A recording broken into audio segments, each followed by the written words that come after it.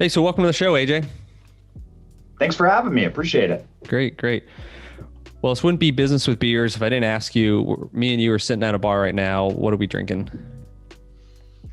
So I would most likely be drinking something with caffeine because I don't drink alcohol. So Okay, great. I'm kind of a caffeineaholic. So Yeah, probably not good either, but you know, fantastic. Well, nice, cold, tall, flat white would be great right now as well. So awesome. Well, so AJ, I know as you know, many may know, you're the author of The Investor's Guide to Growing Wealth in Self-Storage, a book that I purchased and read a number of months ago. That was very informative about the self-storage business and kind of eye-opening to the opportunity that exists that a lot of people don't really know about. You see these big buildings, but you kind of wonder what kind of business is this. So if you don't mind, can you share your story, kind of your backstory? How'd you get into self-storage? What kind of led you to writing the book?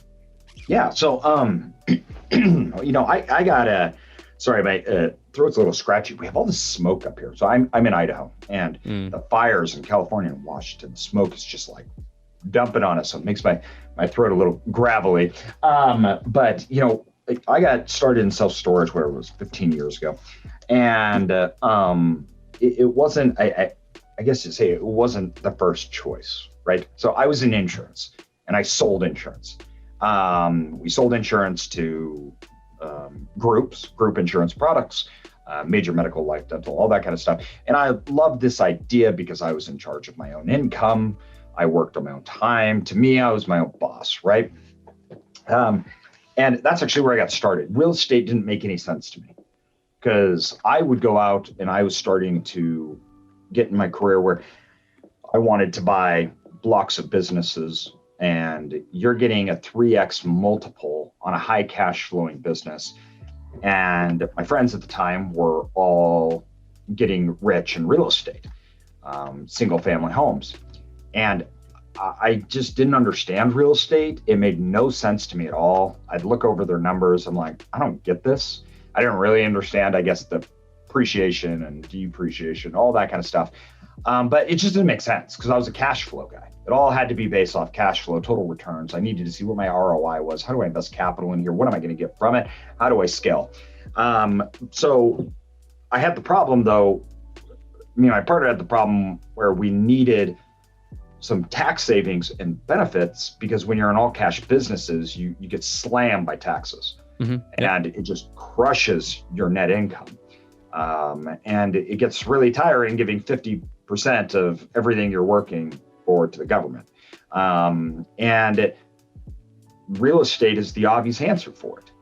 So when we looked at it, I'm like, okay, we need this depreciation. It was fairly immediate to me. I needed to go into commercial because I could evaluate commercial, right? Commercial's value is based upon a cap rate, meaning it's based upon the net income. So if I buy it, how much am I going to make from my investment in this? So commercial made sense to my more business and cash flowing brain, right? Because I could evaluate it better. Then when looking at all sorts of different commercials, I liked the self-storage industry. And the reason I liked it because nobody was in it. At the time, you got to remember, at the time, self-storage was basically like, it was considered a junkyard. So It was like banks didn't want to lend on it. Like it was really hard to get financing for it because it was viewed as totally unstable.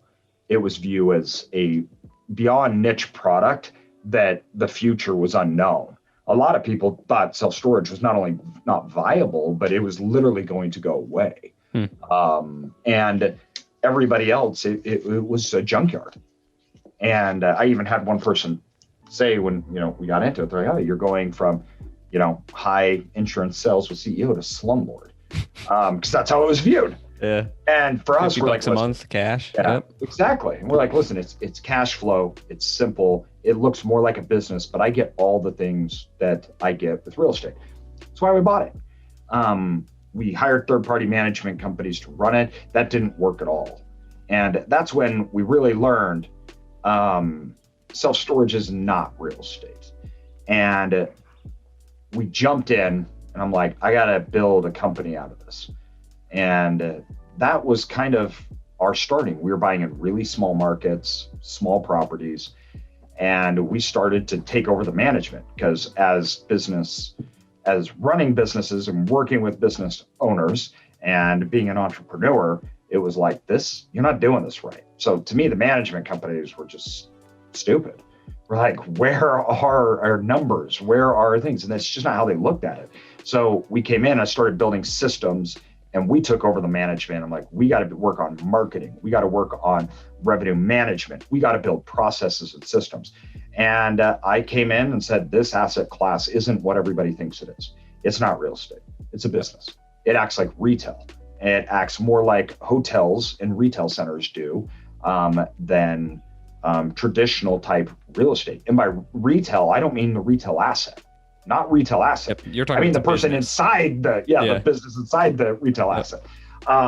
And we started this mode of operations, and we killed it. And we spent mass amounts of money on technology, and we just started pouring everything into running a better business.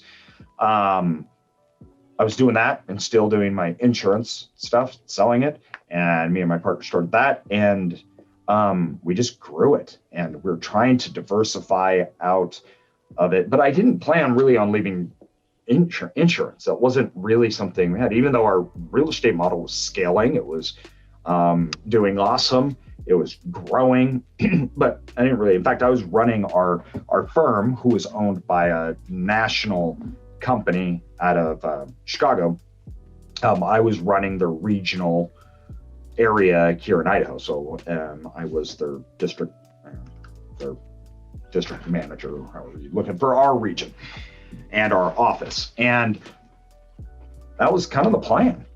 Loving life. We were making great money. We were investing everything into real estate.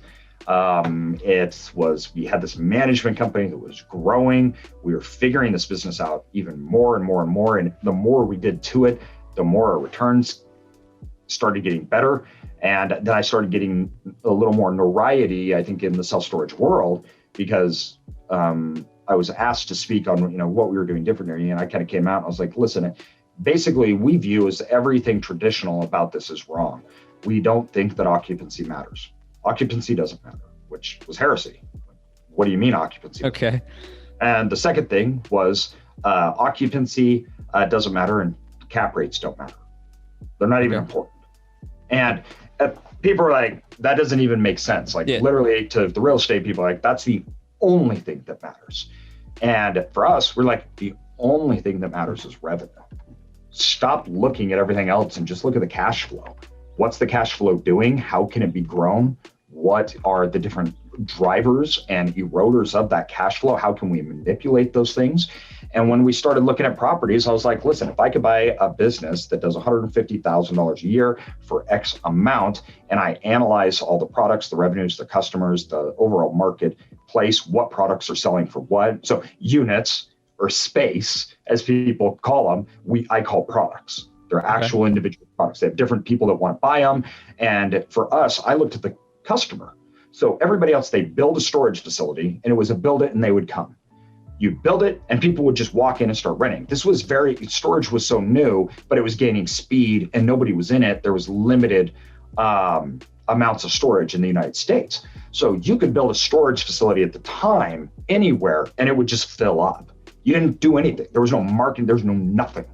All you did is build buildings and it filled up. And nobody thought about who was using it. Nobody thought about the customer. When we came into it, I'm like, I don't understand. Who are we selling to? So I had to think about the customer. Who is this individual? How much are they going to pay? And then we extrapolated customers into different paying groups and different amounts. And then how do we find that top paying one? And we started doing all this stuff so we could leverage our ability through technology and asset management to just skyrocket those revenues. So I'd buy things at a zero cap. Yep, because you knew that you could double the revenue. Yep, it didn't matter. So you apply your business plan based off of all the things that you know to that existing old mentality. Yeah. So you could outbid everybody else who's trying to buy it at a 5 or 6 or 7, whatever. Yep. And you would pay a lot more because you knew, hey, this is prime. This is like easy pickings here. And at the time we were doing that, but we were buying like 12 caps. Okay. So you gotta understand, like nobody wanted to be in storage. Like I remember sitting down with an owner and I'm like, a bank's never gonna lend on this. So you're gonna have to be the bank because banks won't give us money because this is storage. So it's a 12 cap and seller financed. Yes. And then you're like doubling the revenue the next month, Yep, right? exactly. It's all month to month contracts, right? There's no long term, Nope. right? So we put in, I start kicking people out immediately. Okay. Like we're very aggressive. And so we're sitting in their living room saying, they're like, I want a 10 cap. And we basically laugh like, are you kidding me? Like, who would pay a 10 cap for a storage facility? Yeah. Right. Like it was like, yeah. No, you're getting a 12 cap and you're going to hold the loan. And it was like, okay. Yeah. Okay. How times have changed in a short amount of time. And there's reasons why self-storage is nothing like it used to be. And one of the main reasons was people like me. Now, this all changed after 2008. Okay. So after the Great Recession happened, the problem with storage was twofold. Lots of people think, oh, storage is so passive, right? It's actually the opposite. Yeah. Storage is operationally intense. It's an active business. Very active. We have customers coming in every single day nonstop. Yep. Very active. So because of that institutional money, we're like, what? I'm going to buy this and what am I going to do with it?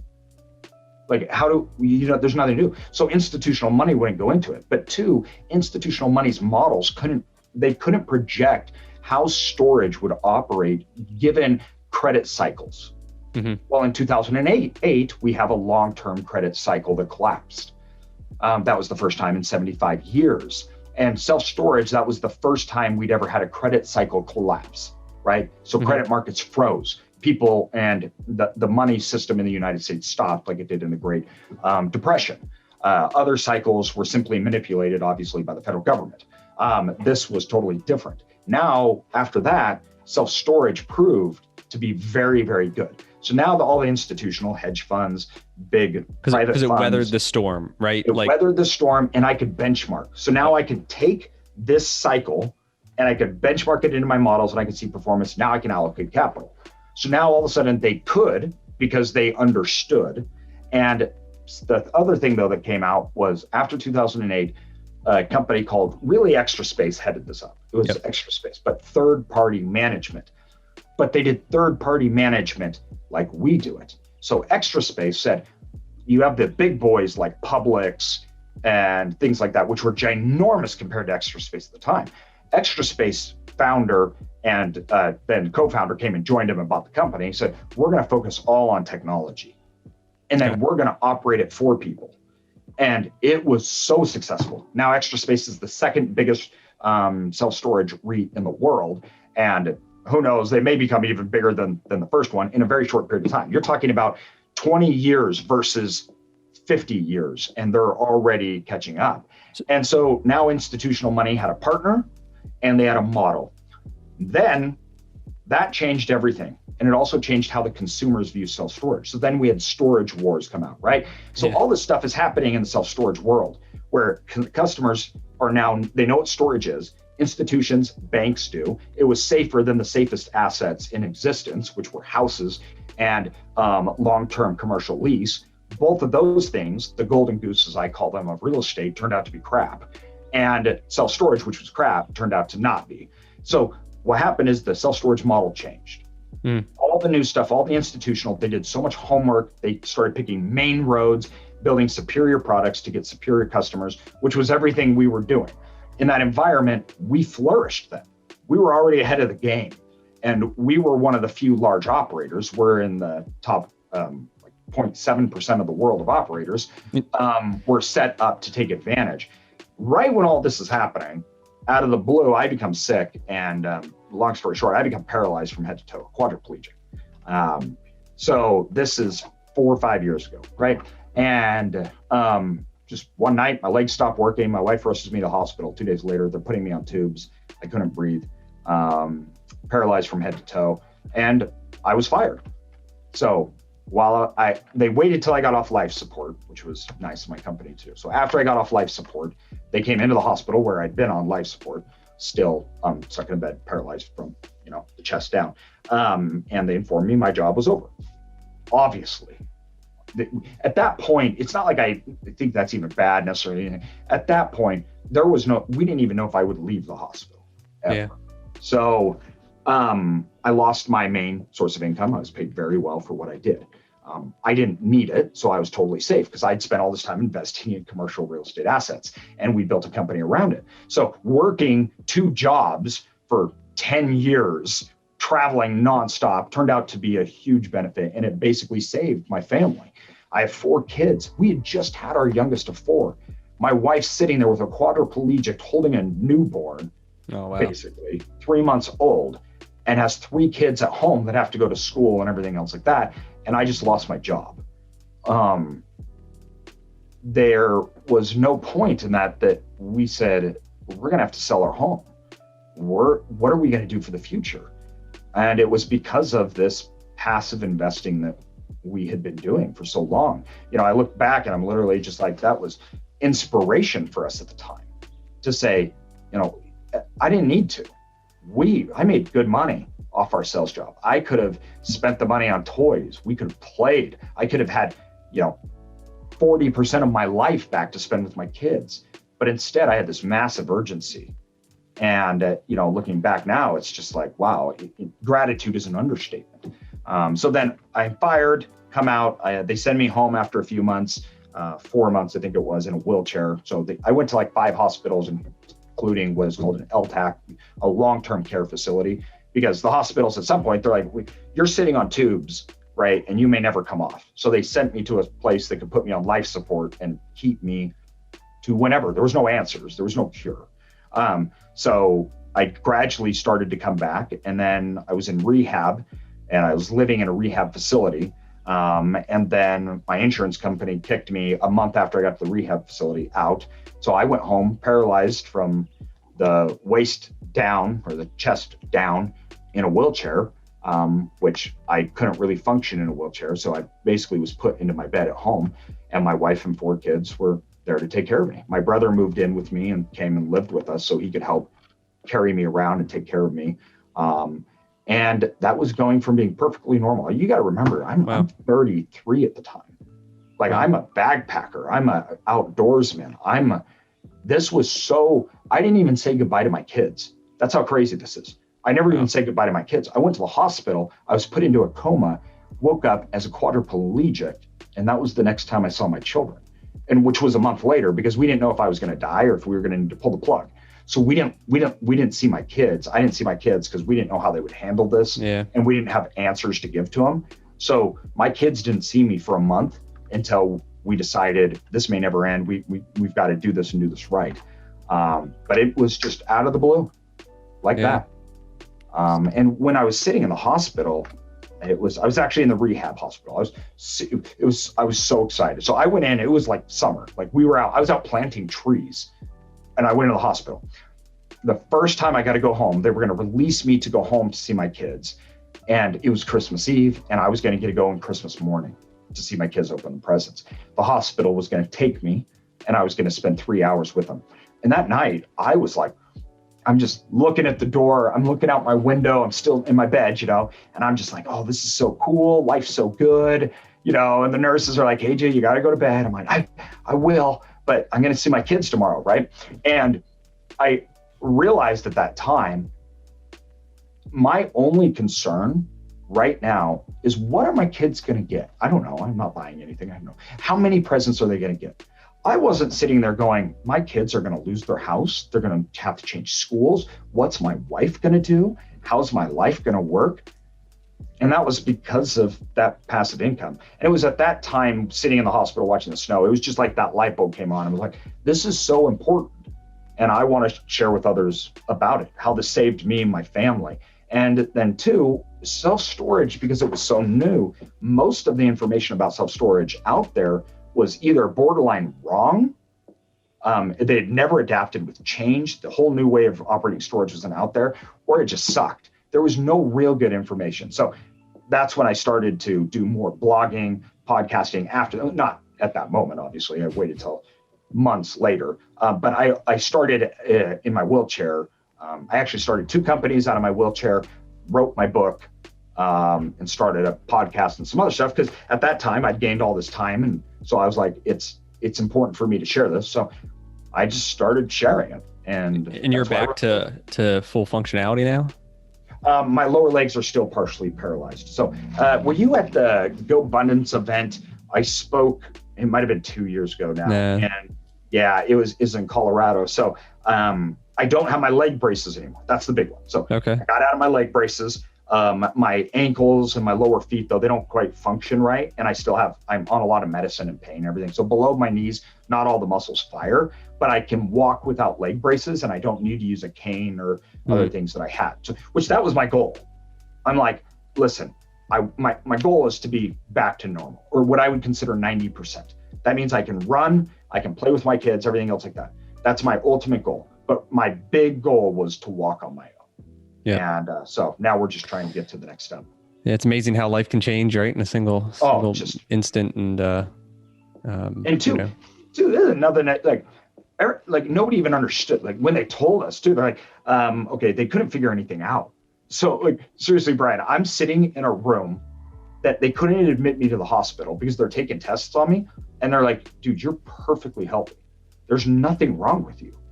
And so then they're like, are you on drugs? Like, what's going on? And I'm like, I'm not on drugs. I don't even drink. And I'm like, my legs don't work, and they couldn't put me into the hospital though, because they had no diagnosis. So we're sitting paralyzed now in an emergency ER little room on a chair. They can't give me medicine. I'm in massive pain and nobody knew what was wrong with me. Amazing. Yeah. And then when one of the head neurologists said, hey, I think I know what it is, he came down and he told us, which nobody had ever even heard of it or what it was. It was so random and out of control. And especially, everybody's like, how could this happen to me or everything? But I think it was even more so when you have this young guy who's very healthy, works a ton, has kids, plays, right? Like I didn't have bad lifestyle choices. I didn't smoke. I didn't drink. I didn't party, right? And then all of a sudden it's that guy who's young in the middle of his life that goes out. And it was really hard to understand what was happening. And it really showed me too that you just can't expect things in life.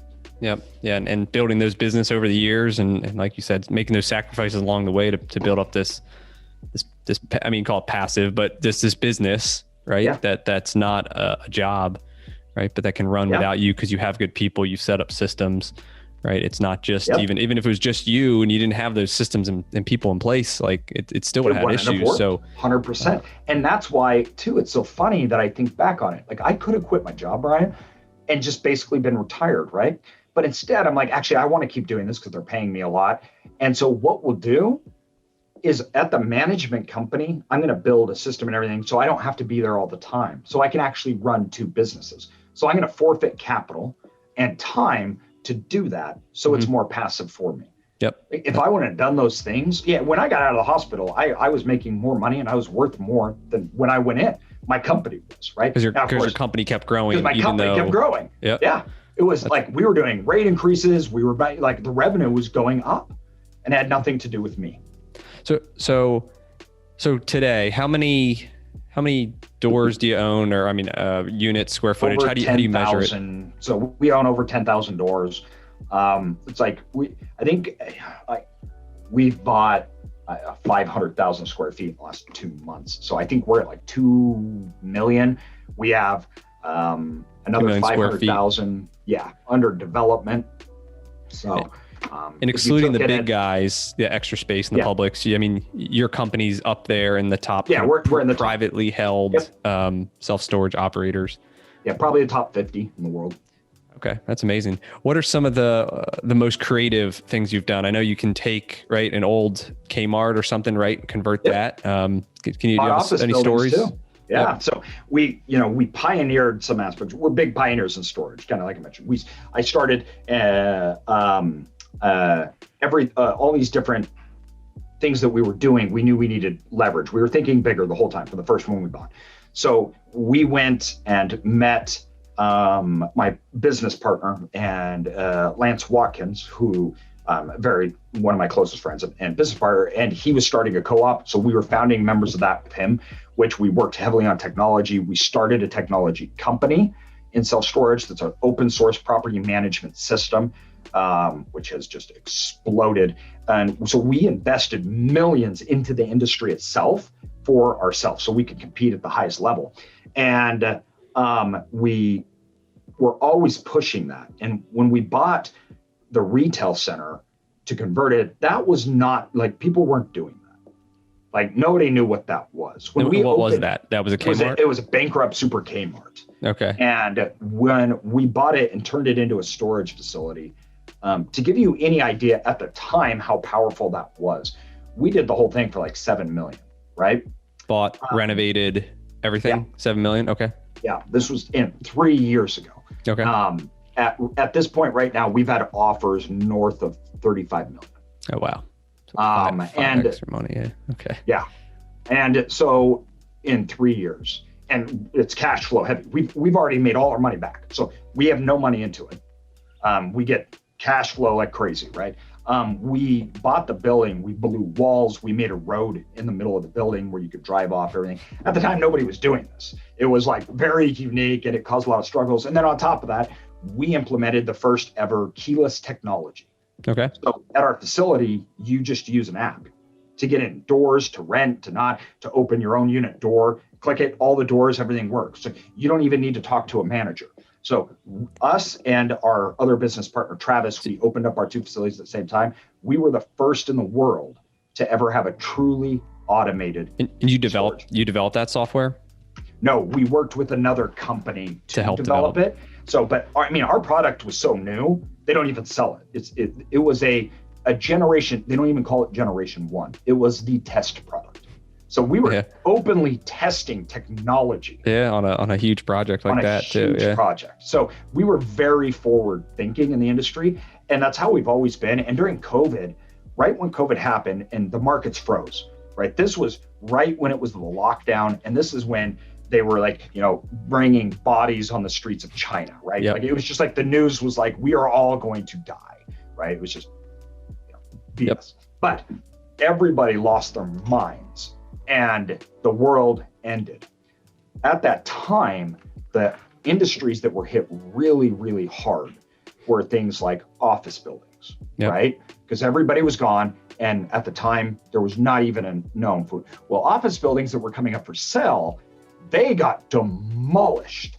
Like it was all of a sudden, people were running from them. And so we found, we have this huge office building right onto the downtown area, 5 acres, over 100,000 square feet.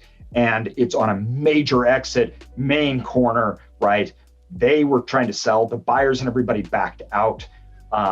We walked in, it was just, this is right in the thick of it. And we walked in and they were selling it for 7 million. We went to the bank, they owed 4.5 on it. We gave them 4.5 and we bought it. The land is worth over 7 million. And we got the entire building and everything else. And we're converting that into a 160,000 square foot storage facility right on this main downtown exit and everything. So we've always tried to be, and that's how we were even during the Great Recession. When everybody's running, we're trying to push forward, we're trying to innovate, we're trying to do things that the industry hasn't ever seen before. And it's really set us apart. That was a lot of risk. And I think people don't understand, we could take that risk because me and my partner, who's my father, we started this industry, or not this industry, we started these storage facilities and buying them and figuring it out, right? Well, we grew slowly. We churned our capital. So we would buy them, we'd build them up, we'd refinance them into non-recourse loans. We would take all our money out and we would do it again, right? So BRRRR for single family homes, we were doing it commercial through a value add strategy through operations. And so we were at 150 million in assets and we'd never taken outside money. Yeah, so that's amazing. Yep. We could do things. But then you weren't taking money out. You were pouring it all back in. All back, right? And everything. We were taking nothing out. And so, but it gave us the freedom to do things in our management company that didn't make financial sense. It gave us the freedom to do things in storage facility that, not that it didn't make, in the management company, you're like, why are you spending so much expenses? And we're like, oh, well, we have 5 facilities now, but this is going to pay off when we triple the company, which nobody does that. They don't build for the company 3 times X that they don't even know that they're going to achieve because there's zero profit, right? So it gave us so much freedom. And I was really lucky that we were on the same page. Like, let's pump this money up and let's scale this and do it. So we had the freedom to do things that other people probably couldn't do because investors wouldn't let them, or they'd freak out, right? And that is something that even when we started taking investors at the start of last year, the first thing was control. It was like, investors can never have any say in any of our businesses, our business models, how we run, because we can't have people stop us from what made us. And that's really one of our core tenets here is we focus solely on revenue and revenue management. And we push boundaries. We do things that other people can't do or get done. But we can do it safely because how intrinsically we understand or involved are in the industry. So it's not as risky for us. Yeah. Any of those ideas you did implement that didn't work out, or you had to change course? Oh yeah, all the time. Like, what's one of them? Oh geez, holy cow! Like, it's even hard to say one because it was endless. I mean, when we first started, we got started, we're like, how do we run this thing without us even being here? So I hired a guy that was running franchises like Wendy's and Starbucks all over, chains of them, right? And we just came in and we took all the operations and we put them on these huge sticky notes and we just plastered walls with them. We stayed up all night, one night doing it. And our few employees, our 2 employees came by the next day and everybody's like, what'd you guys do, right? And we're like, this is how we're operating now, right? It looked like we were on crack all night, tweaking out, right? And then we started building processes and systems out of all of it. We were doing big things for like manager conferences that we would do these inside trainings and everything that we got rid of. We found out it wasn't that it was so costly, but between the turnover and the management style, we were allocating so much expense on training that the turnover through the system, all we were doing was perpetually training employees, nothing else. Like, so we had like a section of the department and this huge expense that's all they did. And this was actual people. So then we're like, we have to automate this. We have to improve it. We have to fix it. So we do less on training today than I did 5 years ago.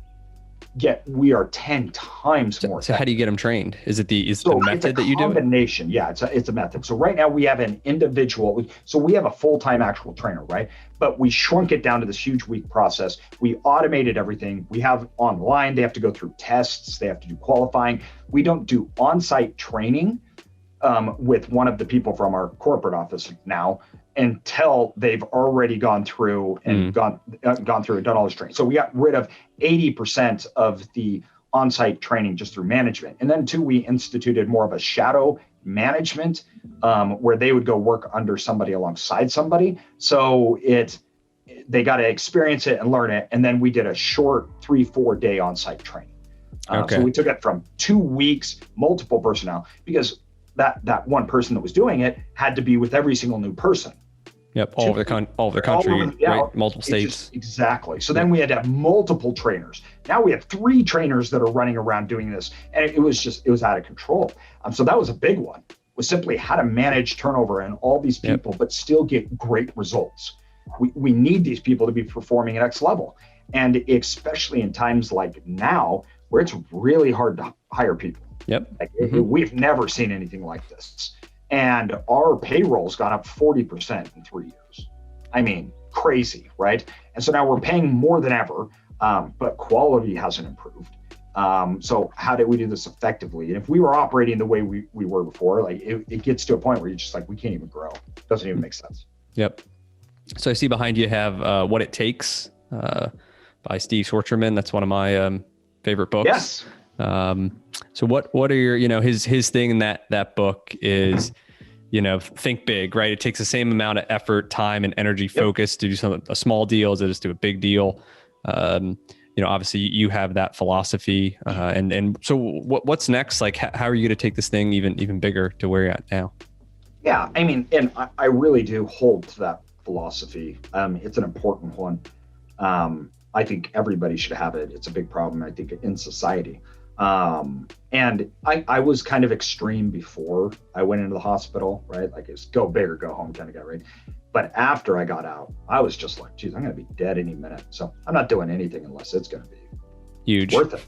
Huge. Well, so there's no reason to do it, right? Because I'm going to be dead. So that I doubled down on that, and it was immediately like, we're changing everything. So we're headed to, we started, when I came out, one of the biggest things we changed I started a syndication company.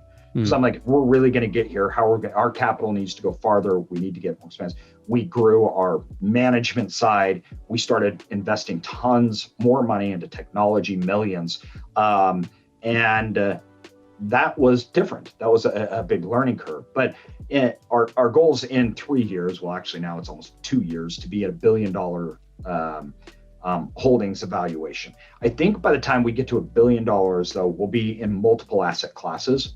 So we do a lot of development, large development. So we'll develop 200,000 square feet. We do a lot of that now. And what will be the other uses? It'll be like an industrial? So actually, we look at things like light industrial flex space. We're trying to get into. We think that that's big. I've liked light industrial and flex for years. I've thought that's just, if I was starting over again today, I wouldn't go into storage anymore. I would go into light industrial. Because storage is getting too competitive. Is that the challenge?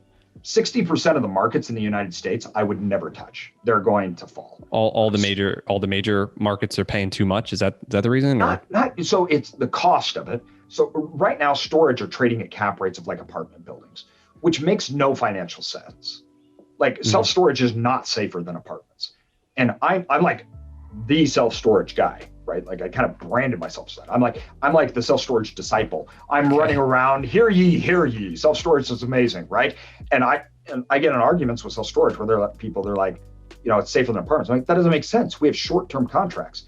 I have a guy that in the last 4 years right now, one of the problems we have is you have all these people after 2008 that got into self-storage. So you have all these people, especially young guys, that got into self-storage. They've been in self-storage for 4 years and their performance has beat the market. Well, it has been the best 4 years in this industry cycle. Like, it's not even comparable. Yeah, so they're buying at this high is what you're saying. Yep. They're buying at the top of demand. They're buying at everything. So they're seeing the revenues go up. They're seeing all this stuff happen, this equity be made. And the more time that went on over the last 4 or 5 years, the more people wanted storage. And then COVID hit. And these storage people, like nobody wanted office buildings, everybody wanted to get into storage. So storage was already so hot. After COVID, it got feverish. So all these guys that had owned it over the 4 years, they saw their values drop to 5 caps, 4 caps, or 3 caps. And they're just like, I've made millions, right? And that's very worrisome for us. They've never been through a contraction. They've never been through a credit cycle. And even in 08, people don't understand because they compare self-storage in 08. They're like, oh, self-storage occupancies never dropped below like 80% on a national average in self-storage. We're like, well, yes, that's true. Now, you also have to take into account that nobody was building it at the time. But 2, revenues plummeted. So occupancy didn't drop because self-storage, we can change really quickly. But what we saw is revenues cratered. We bought lots of bankrupt storage facilities. That was one of our big ways we expanded. These people were just in dire straits. They couldn't fill up their facilities. And then times got better, right? But then after 2015, when people started to really get into storage and everything, the performance has been beyond exceptional. And so right now we have more competition than we've ever had. The square footage that has been put onto in self-storage every single year for the last 5-6 years has over doubled the next previous high ever recorded. And then on top of that, we're kind of petering out. Like we're hitting like too cap. Saturated, right? There's too much. Right. Too much, but also how much you can charge. Yep. Like you're stalling out. Same like we're seeing in houses, right? So you're seeing housing prices or housing exchanges slowing down because prices are just too high. It's not that there's not demand. There is demand, right? Housing, I don't believe in any way, shape, or form, housing is going to turn, right? And in self-storage right now, we have huge demand. But what we're seeing is the rate increases are slowing down. So you got people buying the highest demand we've ever seen, the lowest cap rates we've ever seen. And people, what happens because of that, people develop like mad. So the development cycle kicks up in a big, big way. And as we all know, this is basic real estate cycle talks, right? as we all know, this doesn't go on forever. It can't, and it won't. And in storage, we're definitely up there. Now, people are like, oh, so you think it's bad? Oh, no. I'm buying and I'm building, but we have never been so selective. What it takes for me to buy a facility or build a facility is 10 times the effort than 4 years ago. Yeah. And it's not because they're not out there. That's not it. It's not because they're not options. It's because there's just not good ones. Yep. Yeah. And that's a good business decision and a safe bet, especially now you're working with investors' money to do the right thing. Yep. And you have this long-term outlook. So yep, that's great. 100%. Any other books you recommend that you've been reading now? Yeah. So, obviously What It Takes. I love the Almanac of Naval. It's great. Okay. It's just all of Naval's teachings and everything put together about finance. That's one that you can just kind of read over and over again because it teaches great fundamental principles. But I like books that help me understand and better recognize opportunities. And so I love to read. I'm obsessed with it. And I do a mix between more books, I guess, like What It Takes and the Almanac of Naval. And then I read lots of textbooks. It's super nerdy, but I love it. I buy development textbooks. I buy them, they come in, I'll study them for a month and rip them apart because that's more meat and actionable. And I tell people that if you're reading books, you pair it up. You grab a great book like What It Takes that talks about thinking big and you get to hear great stories. All that's really good, but only read it when you're reading a textbook. And the textbooks suck. They're boring and everything. But I just, there's a really big thing for me. Like you got to combine that high level with meat. What are some of the other examples of textbooks, like economic textbooks for cycles and then construction? Oh yeah, absolutely. Let me see here. I have several that I used to read all the time as far as textbooks, particularly on economic cycles. Oh, so I love anything, Ray Dalio's book, Big Debt Crisis, right? It's a great way to understand what's going on. And it used to be that like macroeconomics was kind of a joke. So when I was in school and when I was going everything, macroeconomics was pretty much almost voodoo science, right? Well, in today's world, macroeconomics is the only thing that matters. Yep. Because we're living on the government. Like, CNN just posted this thing this morning. They're like, we're officially recovered and the economy is out of the COVID crisis. And I'm like, what, $6 trillion the government's pumping in. We're not out of a crisis. We're living on the government. Yep. As of right now, 42% of all capital in our economy was put in literally the last 8 months. Oh, wow. Yeah. Like we are living on the government. So I think it's really important to understand in this time and age what that means. So how does the government influence our economy? And I became obsessed with that after 2008, because before it was like, oh yeah, the government, the Fed sets interest rates and everything like that. But after 2008, we set a precedent where the government could get involved in unprecedented ways. And we're on that playbook, right? We follow up COVID and we see it. So if you don't fundamentally understand how the government now works with capital markets and private markets, you're missing opportunity and you're seeing danger because they can destroy and make industries. And we now have their playbook. It's very open. We know what they're going to do and handle it. That's why when COVID came around and everybody ran for the hills, I went out to buy because I'm like, no, you don't understand. The government's just going to give everybody money, which is going to create massive asset inflation. So we just ran and started buying because I knew, because that's what happened in 2008. And we did the same thing. The moment the government announced QE to infinity, the bailouts, securing the banks, everything like that, and started talking about these massive financial numbers, it was very clear we're going to have massive asset inflation. So we ran and started buying up hard assets as well as stocks and everything. So that stuff really makes or breaks people, because if you're on the wrong side of that cycle, you get crushed. Yeah, that's great insight. And I'll definitely probably get some recommendations for you for some of those books. So where can listeners connect and find out more about you and what you do? Yeah, I'm pretty easy to connect. You can Google me. I have 2 podcasts, one just on self-storage, and then other is the AJ Osborne podcast. Instagram those, easiest way. I'm active on there. We show behind the scenes where we try to show property. All my info, like I became obsessed with sharing information after I got out of the hospital, right? So it's just like, we're just going to teach and teach and teach. And from teaching people and giving away free information, I really viewed it that I would get deals and opportunities, investors. And that's worked very, very well. So we put out a lot of information. I have a YouTube channel, the #1 podcast in self-storage by far. It's huge. And that's been amazing. I've absolutely loved it. I love sharing with what we're doing, how we're doing it, because for me, in self-storage, it's so dependent on markets. What that means is that markets are very easily oversupplied. So like individual, you have a 5-mile radius, it's very micro, and it can be oversupplied or undersupplied quickly. All it takes is one big facility to be built and you can destroy the other ones around it. And if I can prevent people from making bad decisions in storage by analyzing and making good decisions, it's better for everybody. Self-storage's greatest threat is self-storage. So we put tons and tons of information out there, so I'm fairly easy to find. That's great. Well, thanks for coming on and sharing your story today and teaching everybody about the self-storage business and kind of all these macro cycles that are happening. And it's been great. Yeah, happy to do it. I appreciate you having me on. Cool. Thank you. Goodbye.